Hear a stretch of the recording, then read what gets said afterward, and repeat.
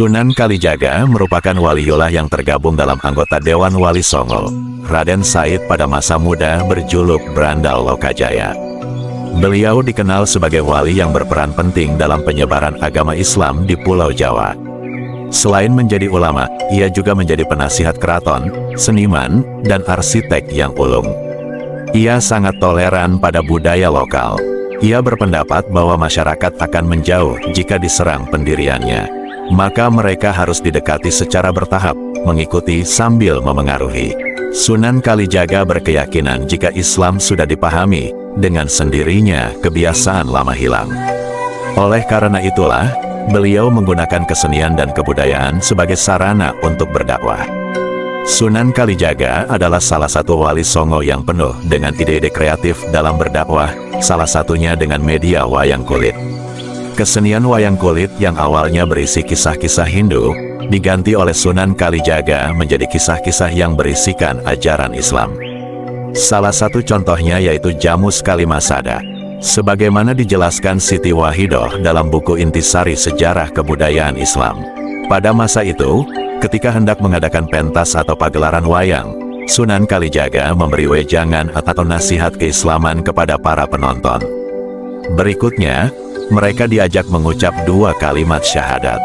Dengan demikian, mereka telah menyatakan diri masuk Islam sembari lambat laun belajar mengenai ibadah-ibadah Islam.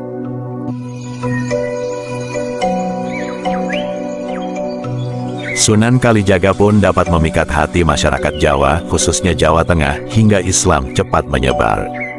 Sunan Kalijaga berhasil melakukan dakwah tanpa tekanan dan paksaan. Metode dakwah tersebut sangat efektif.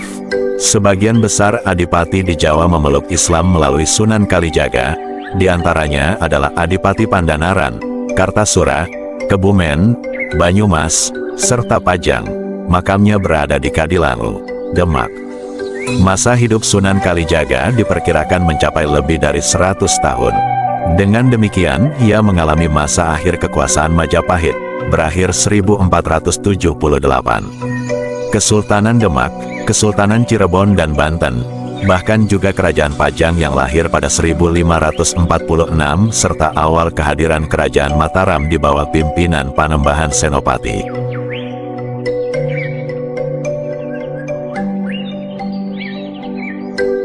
Menurut cerita, sebelum menjadi wali Songo, Raden Said adalah seorang perampok yang selalu mengambil hasil bumi di gudang penyimpanan hasil bumi di kerajaannya, merampok orang-orang yang kaya. Hasil curiannya dan rampokannya itu akan ia bagikan kepada orang-orang yang miskin. Suatu hari, saat Raden Said berada di hutan, ia melihat seseorang kakek tua yang bertongkat. Orang itu adalah Sunan Bonang. Karena tongkat itu jika dilihat seperti tongkat emas, ia merampas tongkat itu. Katanya, hasil rampokan itu akan ia bagikan kepada orang yang miskin. Tetapi, Sang Sunan Bonang tidak membenarkan cara itu. Ia menasihati Raden Said bahwa Allah Subhanahu wa Ta'ala tidak akan menerima amal yang buruk. Lalu, Sunan Bonang menunjukkan pohon aren emas dan mengatakan bila Raden Said ingin mendapatkan harta tanpa berusaha, maka ambillah buah aren emas yang ditunjukkan oleh Sunan Bonang. Karena itu, Raden Said ingin menjadi murid Sunan Bonang. Raden Said lalu menyusul Sunan Bonang ke sungai. Raden Said berkata bahwa ingin menjadi muridnya. Sunan Bonang lalu menyuruh Raden Said untuk bersemedi sambil menjaga tongkatnya yang ditancapkan ke tepi sungai. Raden Said tidak boleh beranjak dari tempat tersebut sebelum Sunan Bonang datang. Raden Said lalu melaksanakan perintah tersebut. Karena itu, ia menjadi tertidur dalam waktu lama. Karena lamanya ia tertidur, tanpa disadari akar dan rerumputan telah menutupi dirinya. 3 tahun kemudian, Sunan Bonang datang dan membangunkan Raden Said. Karena ia telah menjaga tongkatnya yang ditanyapkan ke sungai, maka Raden Said diganti namanya menjadi Kalijaga. Kalijaga lalu diberi pakaian baru dan diberi pelajaran agama oleh Sunan Bonang. Kalijaga lalu melanjutkan dakwahnya dan dikenal sebagai Sunan Kalijaga.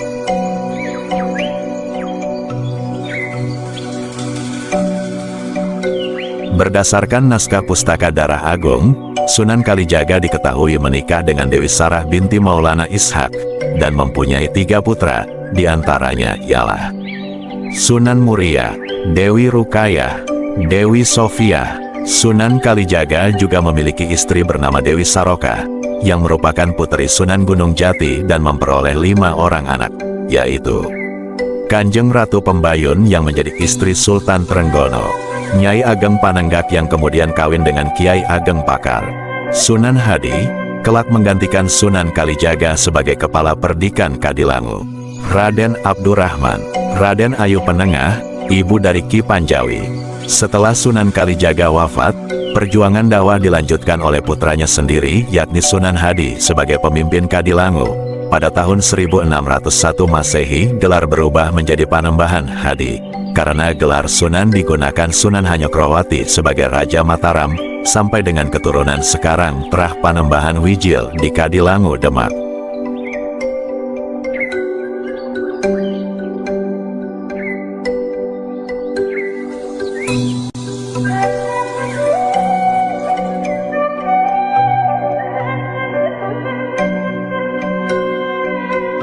Sunan Kalijaga wafat pada tanggal 12 Muharram 1513 Saka, sekitar tanggal 17 Oktober tahun 1592 Masehi.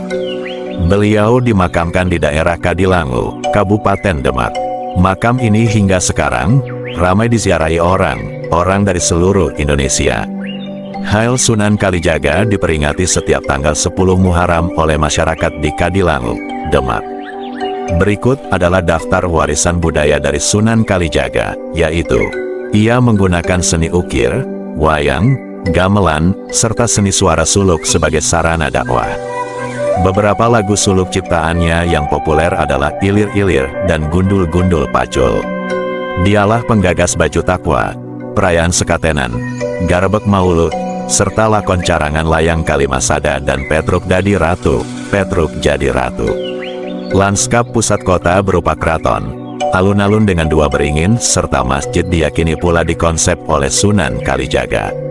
Ia ikut pula merancang pembangunan Masjid Agung Cirebon dan Masjid Agung Demak. Tiang, tatal, pecahan kayu, yang merupakan salah satu dari tiang utama masjid, adalah kreasi Sunan Kalijaga.